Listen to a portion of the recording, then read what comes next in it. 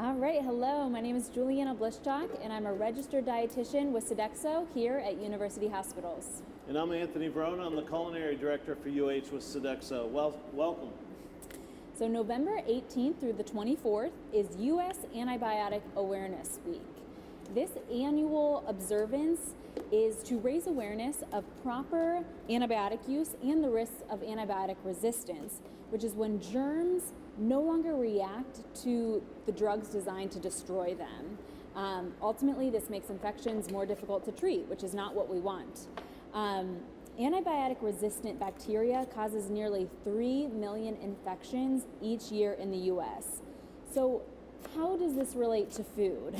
Well, of the antibiotics sold in the U.S. that are medically important for humans, 2/3 of them are actually used to treat food-producing animals. And high usage in livestock leads to more resistant bacteria that then can be passed on to humans. So today we'll be discussing this important topic more in detail, and to fit into our theme here, we're going to be highlighting antibiotic-free meat in our delicious dish called Nargizi Kofta curry. That's it. So this is a lamb curry dish. I'm sorry, an Indian curry dish. We're using turkey instead of lamb. But I before I start cooking, I just want to let everybody know that UH and Sodexo has a great partnership, and we do a lot with purchasing an antibiotic-free. We have over 10 proteins that we buy system-wide that are antibiotic-free. I don't know if anybody knows this stat, but 42% of all the meat we purchase is antibiotic-free throughout the health system. So we do a lot of great work with that. We're concerned about the environment, and we do our best to do it. Does it cost a little bit more? It does cost a little bit more, but I think it makes a big difference. So I just wanted to preface the cooking by saying that. So, who likes Indian food? I'm not sure. I do too. So this is an interesting dish. Typically it's done with lamb, but we're going to do it with ground turkey. One of our top 3 items we buy at UH is a chicken breast, is ground beef, and ground turkey, and they're all antibiotic free. So we're going to make this turkey dish, and I made the meatballs already, but I'm going to show you. This is a little, it's different. It's a different dish, but I think the flavors are amazing. If you love ginger, if you like cilantro, if you love Indian spices, this is going to be for you. So, but there's a lot of similarities to all the American food as well. Garlic, tomatoes, come on, just some Indian spices. I will tell you in here I have cumin, I have coriander, I have some turmeric, I have some ground ginger. Oh, I forgot one other thing. Hold on. My jalapeno. Who likes it spicy? I don't know, but we're going to make it a little spicy today. So, let's start by cutting my jalapeno up. Now, jalapenos are obviously have a little bit of heat to them. Depends, though. Sometimes, we have a farmer's market, and I talk to a lot of farmers out there down on Lakeside, and they say the jalapenos this year just aren't spicy. I don't know what it is. So what I do with a jalapeno, anytime you have a jalapeno, or any pepper, all the heat is in the seeds and the ribs right here. So if you have any concern, you pull those out. I always take a little piece off and just give it a little bite. It's okay, it's okay. No, it's not bad at all. Either way, I'm going to cut this up. I'll probably only use a half. And I'm gonna. You okay? It's fine. And I'm gonna cut this up small. Obviously, when you eat it raw, it's gonna be a lot hotter than when you cook it. Okay. So we got a pan here. We're gonna start with our curry sauce first. Okay. Indian cuisine is known to have a lot of ingredients in their sauces, right? Just alone in here, I've got 6 or 7 different spices. It's got a little bit of heat to it, but not bad. All right. So I'm gonna work in stages here. I'm gonna add my onions. Actually, I'm using shallots here. I cut some up already. We're going to saute these. We're going to add and I like to cook in stages, right? Because things take a little bit different time. You never will just want to throw everything into the pot. We'll soften this up just a little bit. And really, what I'm doing here is the whole dish, except for the meatballs, which I'm going to show you here in a little bit. And I already have some cooked off, so we won't have to wait on that. I just want those softened a little. The ginger, if you noticed, I cut them into little matchsticks. I didn't pulse it or shred it up. I want to mix this in, and boy, can you smell it? At this point, I'm going to add my garlic. I'm going to add my jalapenos. Okay. I'm going to add a little bit of lemon juice.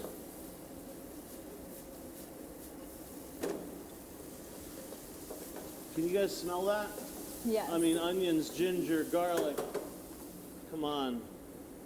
When I do my lemons, I like to give a little, you roll them like this, it kind of breaks up all the insides. Just a little bit of lemon juice. It's going to add some acidic. You could do lime. I just had some lemons going on here. Okay, now I'm going to add just a tad bit more olive oil. I have olive oil laying around. You could use any type of oil, but I prefer olive oil. And I can see it's just getting a little brown, which I like, okay? All of the lemon juice has disappeared. Now I'm going to add some of my spice. I like to add the spice at this stage. Why?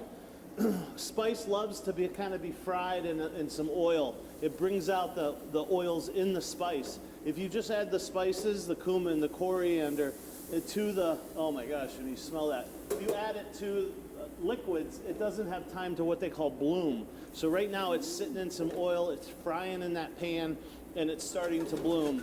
At this stage, if you say, oh, it's getting a little too dark, this is when we want to add our tomatoes. And I crank up the heat now. Okay? I really want to saute this good. Get those tomatoes in there. Get the juices out. As that's going, I'm going to add a little bit of salt.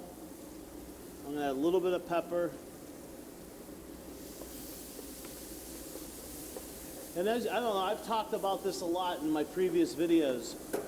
If you don't see moisture coming out, that's good. That's because it's coming out. Obviously, you can see some steam. That's evaporation. But you don't see it in the pan. That means as soon as it's coming out, your pan is hot enough, it's starting to evaporate. And I can tell you right now, I know Juliana can see it, but you can see the little bits are starting to caramelize. It's hard to do it on the TV, but they're starting to get crispy and stuff on the bottom. That's what you're looking for. And there's no liquid in there, is there? No. Nope. I'm There's like in no liquid. awe because when I make Indian food, it doesn't go this well. No, that's how you want to saute. When you start getting all those liquids out, it takes so long for it to evaporate. Remember, water boils at 212 degrees. If you see water boiling in your pan, it's impossible for it to be over 212 degrees. It's just impossible. If you don't see any water in your pan and it's immediately evaporating, your pan's obviously hotter than 212 degrees. And what we're looking for is about 375, 350 degrees. If I had an instant read thermometer, that's where we'd be right now. And this is where all those flavors are coming in. It's a really key point. Okay, next, I'm going to add just a little bit of chicken stock, vegetable stock, whatever you want. If you were using lamb stock, you could have lamb stock. If you had turkey, you could do turkey stock, which we're doing today. But I just had some of that laying around. Now at this point, you obviously want some liquid in there, so I stop the cooking process, which is what I want. Now, coconut milk, just a little bit, right out of the can. This is really what's going to make this a wonderful, wonderful curry, okay? I'm going to swirl this around. Look at what it just did. It just turned that sauce into a beautiful, beautiful color. What everybody thinks of a, red curry, there's green curries, there's yellow curries. This would almost be a cross between a red and a yellow curry, okay? So what we're gonna do is bring this up to a simmer. We're gonna let this go. At this point, I wanna give it a little taste. If you notice, I still have my cilantro. That's gonna go in at the end. Okay, now I didn't show you how to make these, but I am here in a minute. I'm gonna add these meatballs, these turkey meatballs in here. Okay, I'm gonna flip these over. I'm gonna let these heat through in the sauce. These are already cooked. I'm gonna turn this down. Let it simmer. Okay. Put a little lid on here. Let that go for a minute. Okay, while we're doing that, I'm going to add the cilantro at the very end. All right, I'm going to put some gloves on because we got some turkey over here. Now, don't freak out, but this turkey hard-boiled egg in it. Okay, this is kind of what is unique about this dish. Remember, it's Indian cuisine, so it's a little bit different than what Americans are used to. So what do I have in here? Ground turkey, 93.7. What does that mean? That's 93% meat to 7% fat. You can find 90-10, you can find 85-15, 80-20. We buy 93.7 at work, so that's what I'm using here today. Okay, a little bit of salt and pepper. The spices. Now at this point, we're not frying the spices because in this case, with a meatball, you don't need to do that. We're going to add some cilantro in here. Let me look at some fresh mint. Right? These are the kind of things that make Indian food Indian food. Now, what am I going to do? This is very simple. That's it. I'm going to mix this up. Again, the hard-boiled egg. I think I had 3 or 4 hard-boiled eggs that I chopped up. Let me check this. Turn this up just a little bit. Okay. Mix this up. Form these into balls. Bake them in a 375-degree oven, and that's where we're at right here, okay? So let me put this in the refrigerator. And I just handled raw poultry, so I'm gonna wash my hands real quick, and then we're gonna come back and plate this up. While he's doing that, let me just hit you with a couple facts here.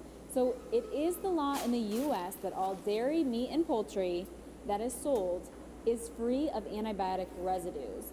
That means that antibiotics can be used to treat farm animals, but they have to follow certain guidelines, like waiting a designated amount of withdrawal time between the time they get the antibiotics and the time the animal goes to market to become food. In recent years, it's become illegal to use antibiotics deemed medically important for humans to fatten the calf, to increase growth. That is no longer allowed. And authorization from a veterinarian is required. These measures have been taken to help reduce the use of antibiotics because we know the more they're used, the less effective they're going to be. Despite these steps in the right direction in agriculture, the antibiotics can still be used for prevention before an animal even gets sick. Okay, thanks, Juliana. So what I did here is very traditional in Indian cuisine is basmati rice. I cooked a little bit of basmati. I fluffed it up, and we're going to put this on a plate. Very classic. This is great because it's going to just soak up all those wonderful, wonderful sauce that we just spent all that time making. Okay. Check this out. I added that fresh cilantro in there with that beautiful sauce. We're just going to add a couple meatballs right here. And actually, I want to tell you, everybody that's going to watch this video, on November 18th, this dish is going to be served in our UH cafeterias, so hopefully you'll come by and check that out. Definitely. I'll be there. Yeah. So I added 4 meatballs. I'm going to wipe this up a little bit of fresh mint. They love mint. And there you go. Pretty simple. A lot of ingredients, but it's really not that difficult. If you make meatballs, Italian meatballs, really no different, just some different ingredients. So that's it. All right. Well, I want to wrap it up just to talk about some things that you can do to help with the antibiotic issue. Awareness of the issue, of course, is the first step. Simply practicing good hygiene and food safety can actually make a difference because this decreases your risk of getting sick and even needing antibiotics in the first place. So, make sure you're washing your hands, you're avoiding cross-contamination when cooking, and you're cooking your meats to the proper internal cooking temperature. Also, if you're ever prescribed antibiotics by a medical professional, make sure to follow their instructions exactly. To be an antibiotic steward is to only use antibiotics when they're absolutely needed. And if you want to purchase meat that hasn't ever been treated with antibiotics, look for the labels no antibiotics ever, no added antibiotics, or raised without antibiotics. And some too, they'll have a seal that says USDA process verified, meaning that someone from the USDA went to that farm and verified this. But of course, this option can be very expensive. It's not available to everyone, and that's okay if it's not an option for you. Another thing you can do is try to add more plant-based protein, more vegetarian protein like beans, lentils. That can be a really healthy and cost-effective way to be a part of the change. Remember though, it's not only individuals, it's individuals, agriculture, policymakers, and healthcare providers that all need to be working together to address this issue. Thanks for joining us.